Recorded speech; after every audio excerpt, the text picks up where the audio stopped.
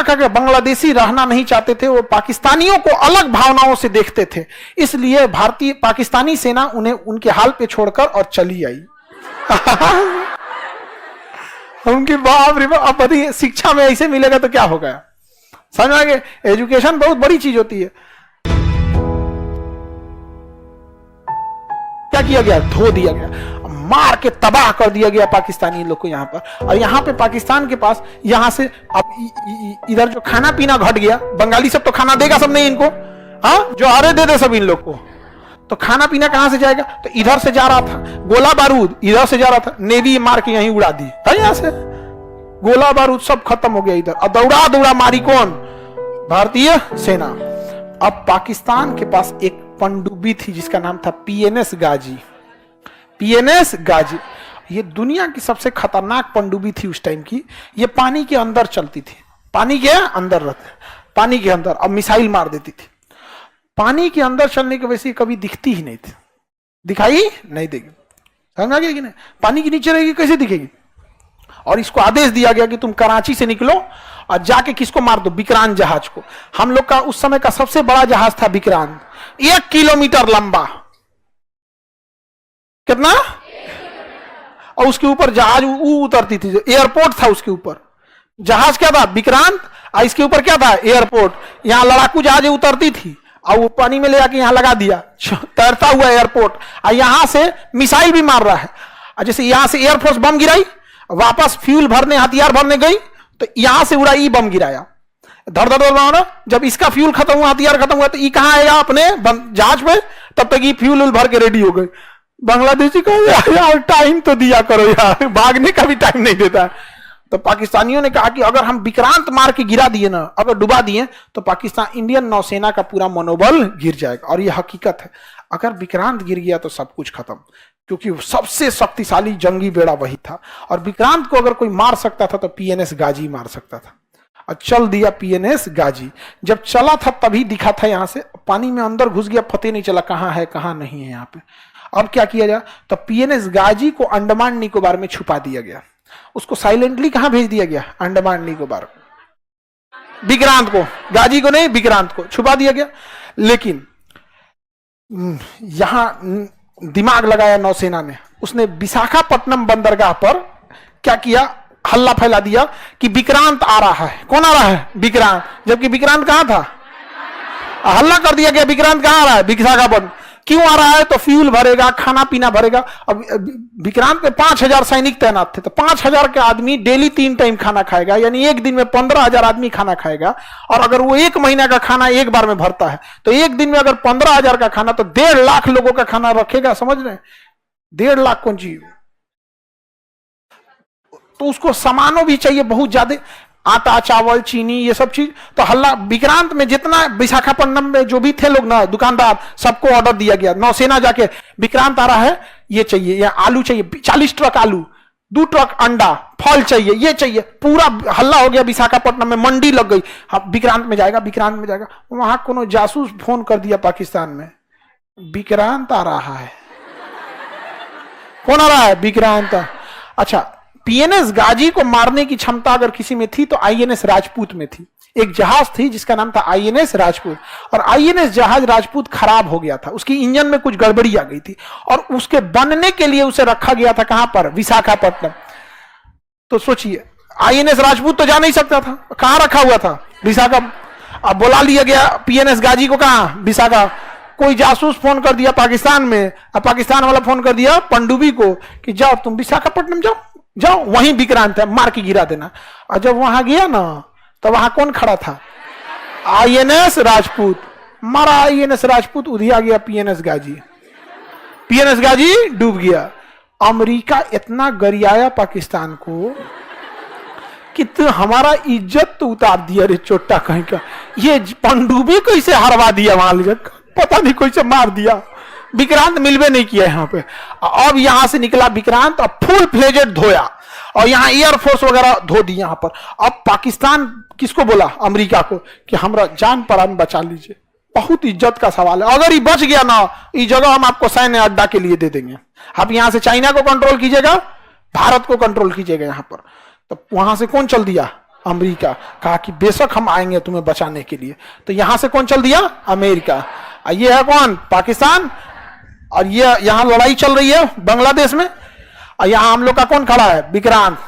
अब यहां से अमेरिका भेज दिया सबसे बड़ा जंगी जहाज, और उसके साथ कई जहाजों की पूरी बैटल ग्रुप चल रही थी।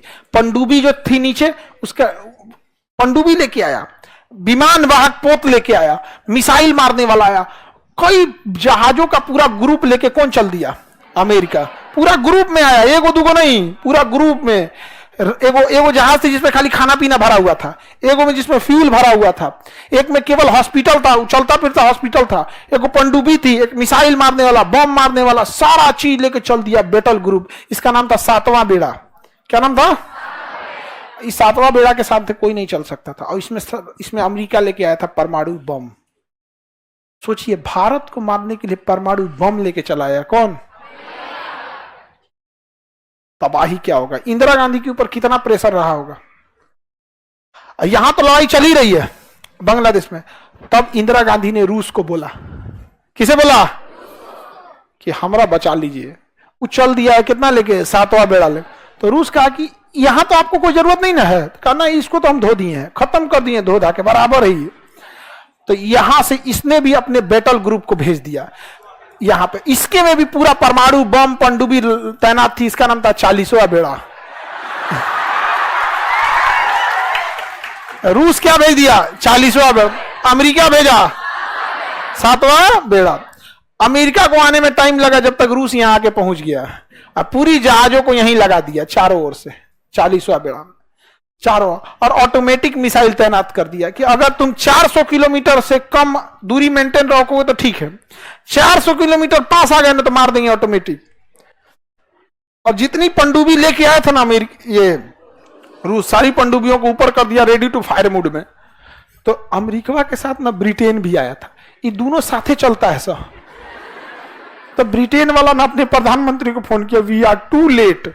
ई वाला टू, TOO, बहुत लेट हो गया। हाँ, हुजूर आते आते बहुत देर कर दी। वो गाना है ना, हाँ, बेचारा पाकिस्तान गाना गा रहा है, हुजूर आते आते बहुत देर कर दी। ब्रिटेन का रहा है बहुत देर हो गया, अब हमारे बस का नहीं है। 40वां बेड़ा आ चुका है। तो अमेरिका धमकी दे रहा है कि हमारे पास परमाणु बम है, हमारे पास परमाणु बम है, और लगभग 100 की संख्या में परमाणु बम लेके चल रहे हैं। तो रूस ने कहा कि हमारे पास भी परमाणु बम है, और जब चला था ये बैटल ग्रुप ना, तो उस समय तक गिनती जो हुई थी वो 200 के आसपास थी। जल्दबाजी में पहुंचना था, गिनती नहीं हो पाई थी।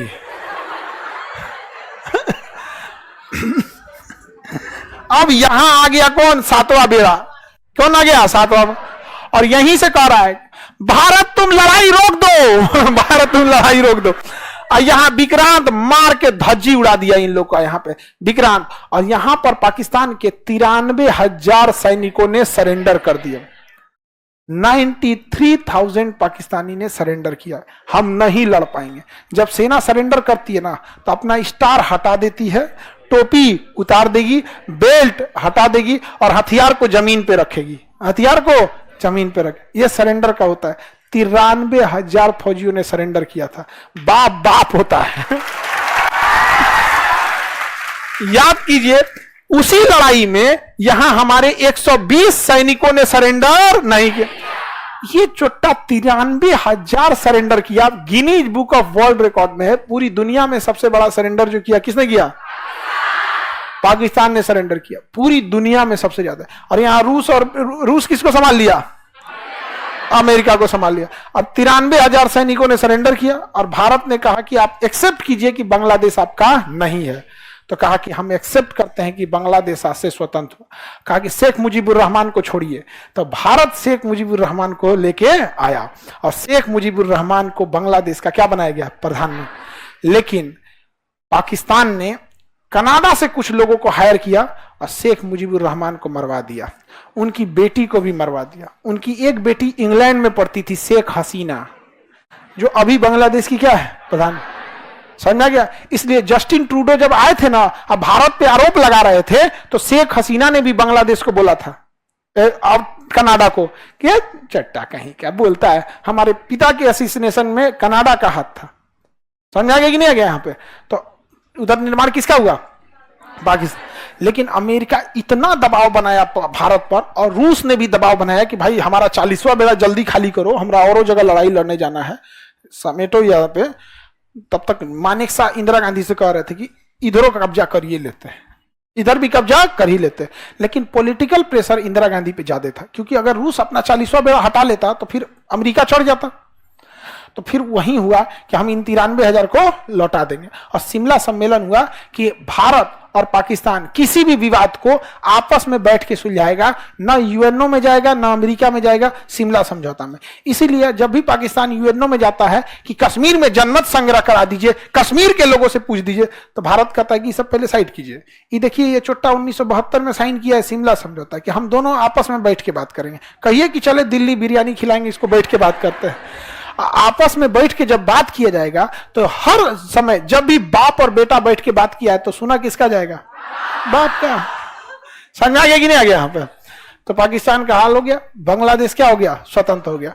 ये बताइए, बांग्लादेश को स्वतंत्र करने के लिए सबसे बड़ा बुनियाद तो पाकिस्तान ने डाला था। इस तरह से भेदभाव होता है जी।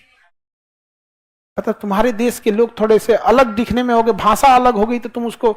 अब आप सोचिए, ये पाकिस्तानी जब अपने देश के आवाम के नहीं हुए तो हमारे होंगे? हाँ, कुछ आदर्शवादी लोगों का कहना है कि पाकिस्तान से मतलब पाकिस्तान को ऐसे नहीं बोलना चाहिए, ये नहीं करना चाहिए। अजब हाल है, आप पाकिस्तान को अच्छे से नहीं जानते हैं। इसका कोई उपाय नहीं है यहाँ पर। इन गधों को, इनको खैर ये लोग तो अलग दुनिया के लोग हैं, फरिश्ते आएंगे इनको बचाने के लिए। 93,000 के लिए नहीं आया, शायद लेट हो गया था। समझ आ गया कि नहीं आ गया?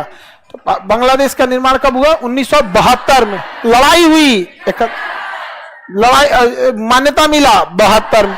कितने सरेंडर हुए? 93,000। हम एक हिस्ट्री की बुक पढ़ रहे थे पाकिस्तान की, जैसे वहां के जो बच्चों की होती है, अब तो ऑनलाइन आप कहीं की बुक पर मंगा के पढ़ सकते हैं। तो हम पाकिस्तान के बच्चों की किताब पढ़े, हम मैट्रिक की बुक, उसमें कहीं 71 की जंग की चर्चा नहीं है। तो हम ऑनलाइन ऑर्डर मतलब देख ऑनलाइन ऑर्डर करेंगे, आएगा नहीं तो एक ऑनलाइन पढ़ने की भी व्यवस्था होती है, ई बुक। क्लास 6 से लेकर 12 तक, जैसे हम लोग एनसीईआरटी पढ़ते हैं ना, उसके क्लास 6 से 12 तक में बांग्लादेश की लड़ाई की चर्चा ही नहीं है। बस चर्चा है, और ये 93,000 सैनिकों के सरेंडर की चर्चा नहीं है। समझा क्या?